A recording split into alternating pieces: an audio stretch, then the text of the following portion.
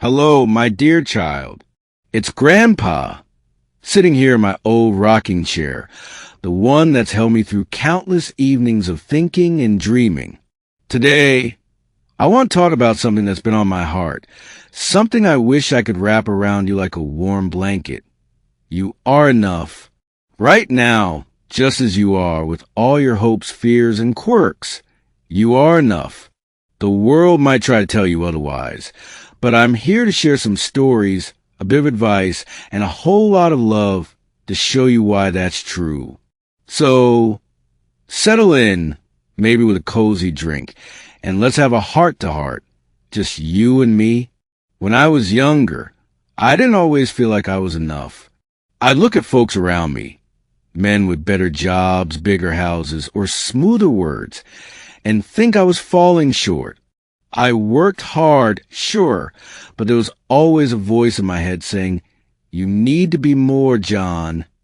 It wasn't until I was about your age, maybe a bit older, that I started to see things differently. Let me tell you a story about how that began. I was 22, working as a farmhand, saving up to marry your grandma. It was tough work. Long days under the sun, hauling hay, mending fences. My boss, Mr. Carter, was a good man, but he had high standards, and I always felt like I was scrambling to meet them.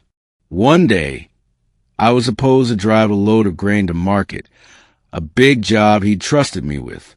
I was nervous, double-checking everything, but in my rush, I hitched the wagon wrong. Halfway to town, the load tipped, spilling grain across the road. I stood there, dust settling, heart sinking, sure I'd be fired. I felt like the smallest man alive, not good enough, not smart enough, just not enough. Mr. Carter rode out when he heard, and I braced for a scolding.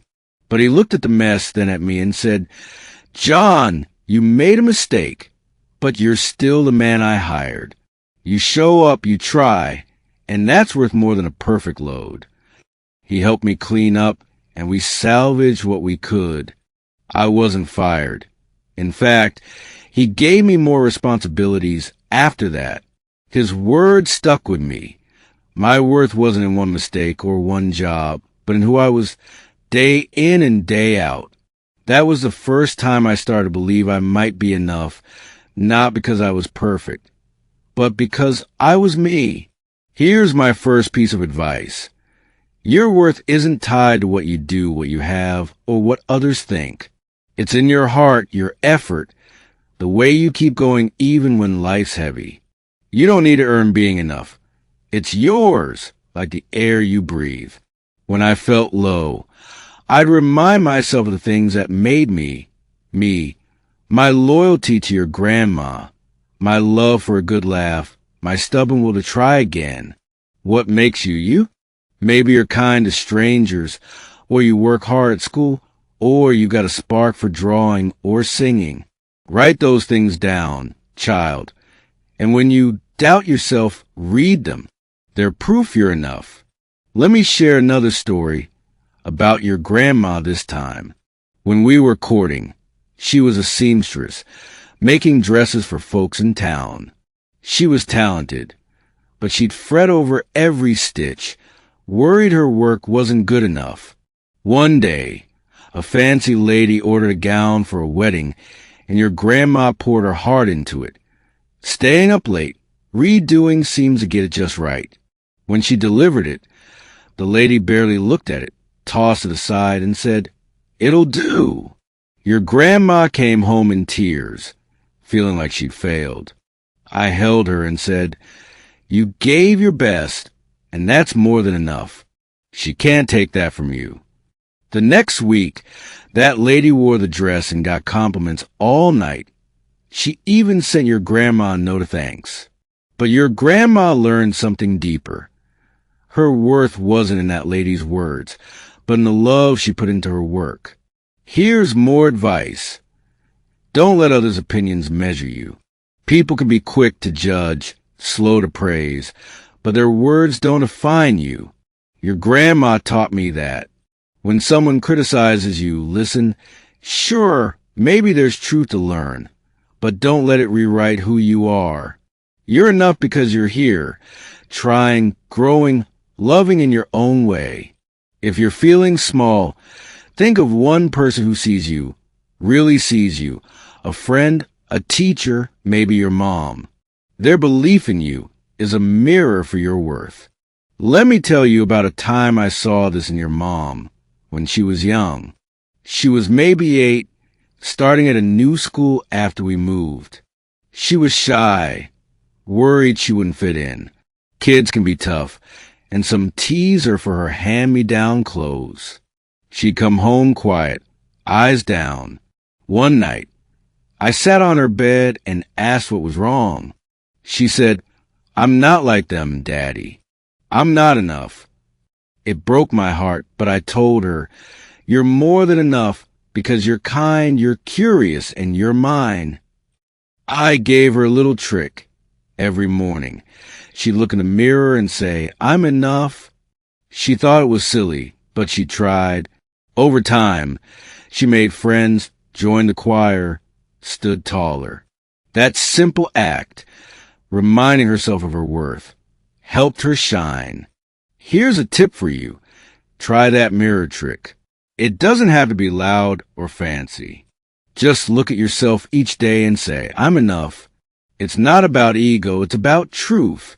You're enough when you ace a test or fail it, when you're laughing or crying, when you're alone or surrounded. I started doing it myself years later when I doubt my place in the world. I'd stand at my bathroom sink, gray hair and all, and say, "John, you're enough." It's like planting a seed in your heart, and it grows stronger with time. Another story comes from when I was older, working as a handyman. I'd taken a job fixing a porch for a family, but I wasn't trained, just learned by doing. Halfway through, I realized I'd mismeasured the boards, and the whole thing looked off. I was ready to quit, thinking I wasn't cut out for it, wasn't good enough. But your grandma's voice came back to me. "You're enough, John, because you try." I tore it down, started over, asked a friend for help. The porch turned out sturdy, and the family loved it.